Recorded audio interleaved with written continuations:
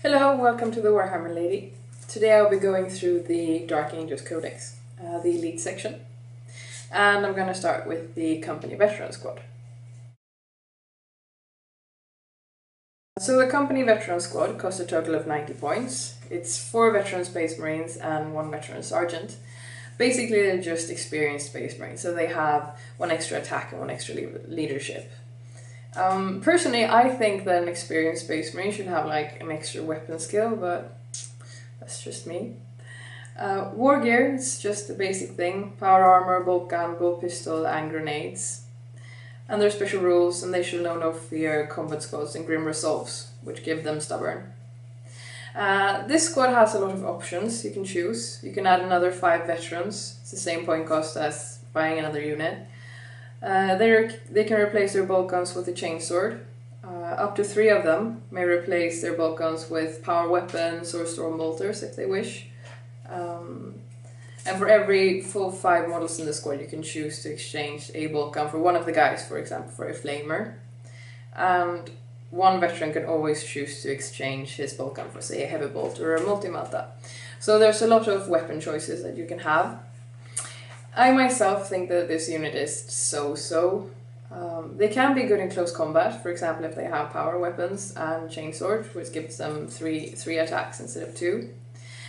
And you can put them in a Land Raider and you can drive up to a unit that you want to go into close combat with. And before that you can have some bikes that go in with stasis bombs or a plane that does the same. It may be a fun mechanic to actually have other units in your army help out. However, I think that it might be a bit too costly mechanism for this group to make it good. So I'm not sure I would actually use this unit. Maybe, I don't know, I mean it's only 90 points, but still. So yeah, that was the Veteran Squad. So the Deathwing Terminators are a total of 220 points. It includes 4 Deathwing Terminators and a Deathwing Terminator Sergeant. He isn't any different from the other guys, apart from the fact that he has a power sword, whilst the other have power fists. Also they have basic war gear, Terminator armor, and a Stormbolter. They have some special rules as well. One is called Deathwing Assault, which means you don't have to roll for reserves when you enter via Deep Strike. You write down on a piece of paper before the game begins if you want to Deep Strike on round 1 or round 2. They have Inner Circle, Split Fire, and Vengeful Strike. Vengeful Strike means that when they Deep Strike, all of their weapons have Twin Linked for that turn. So it means you can actually make a really good shooting attack after Deep Striking. For each group you can add another 5 additional Terminators. It's the same point cost as buying a new squad. Also, some of them can replace their weapons with Lightning Claws or Thunderhammer and Storm Shield. And any model can replace a Power Fist with a Chain Fist. And for every 5 model, 1 Deathwing Terminator can choose to replace a Stormbolter with a Heavy Flamer or a Plasma Cannon, an Assault Cannon or a Cyclone Missile Launcher. So for 10 guys you can have 2 special weapons in your unit. You can, in other words, have both close combat weapons and ranged weapons in your unit if you wish. They can also have a Land Raider as a dedicated transport. However, you must first upgrade your Land Raider to be a Deathwing vehicle. It's another 30 points, which makes for a costly Land Raider. However, it is venerable, so it has the preferred enemy Chaos Space Marine, and also you can make your opponent re-roll the penetration roll. And even though it's a costly upgrade, sure, it makes Land Raider a lot better. The chance to re-roll is really good, and it suits the Deathwings. It makes for it's nice lore-wise. They're badass, and the Land Raider is badass. So the Deathwing Knights. Now these guys are awesome. They're a total of 235 points, and for that you get 4 Deathwing Knights and 1 Knightmaster. Now he is truly a master, so he has 1 extra attack. Also, compared to other Terminators, they have 1 extra weapon skill, all of them, so they're better in close combat. Their war gear includes Terminator armor, of course, and a Storm Shield, which gives them a 3+ invulnerable save, real nice. And also they have different weapons than other guys do. The Knight Master has the Flail of the Unforgiven, and the ordinary knights have Mace of Absolution.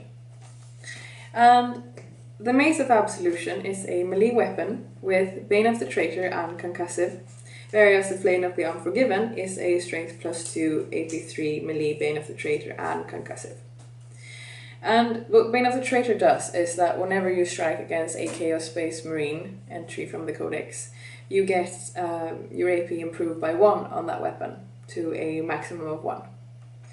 Also, for the Mace of Absolution, the ordinary knights, they have something called Smite Mode. This you can do once per game, and it means that your weapon gains +6 and AP2, so you get a strength of 10.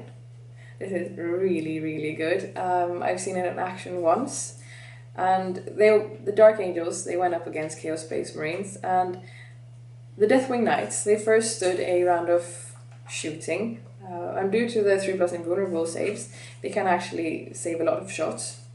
And also, when they got into close combat, they activated their Smite Mode, and all 5 of them were alive. So it meant for a lot of attacks, and the Chaos Space Marine unit, they got wiped out. And it was insane, and it was so good. The one thing to remember is that you should use it as soon as you can. It would be a shame if 1 or 2 of your Terminators actually got shot down, and you couldn't use Smite Mode for more than 2 or 3 guys. It would be a waste, so to speak. They also have some special rules, of course. Deathwing Assault, just the same as the other Terminators. Fortress of Shields, which means that when they stand in base contact with 2 models with the same special rule, they get Toughness 5. This could be useful, for example, when you deep strike and your opponent doesn't have a lot of blasts, and you don't have to spread out, and you have Toughness 5 until you move. If they do have blasts, I would move anyway. Toughness 5 it's not that big of a save. They also have Hammer of Wrath and Inner Circle, and a rule called You Cannot Hide, which gives them precision strikes, just like characters. So basically they are kick-ass in close combat. They don't have anything shooty at all, but they don't have to. Also, you can include up to 5 additional Deathwing Knights, again the same point cost as buying a new unit. They may take something called Perdiferous Relic of the Unforgiven, and I'm going to try to find it in a second. The Perdiferous Relic of the Unforgiven. This gives them Adamantium Will and the Fear special rule. They may also have a Land Raider, just like the Terminators, as a dedicated transport, and again they have to upgrade it with the Deathwing vehicle upgrade. So yeah, that's the Deathwing Knights. Really badass. The last elite entry is the Dreadnought. It's a ordinary Dreadnought, 100 points in total. You can, if you wish, upgrade him to a Venerable Dreadnought for another 25 points, and that also means he gets the Deathwing vehicle special rule, just as the Land Raiders do. And he has some basic war gear, a Power Fist with built-in Storm Bolter, a Multi-Melta, some searchlights, and a smoke launcher, so nothing extraordinary. And he may replace his Multi-Melta, for example, with a twin-linked autocannon or a twin-linked heavy bolter. He may also take some extra armor, and he can select a drop pod as a dedicated transport. So again, nothing really extraordinary, just an ordinary Dreadnought.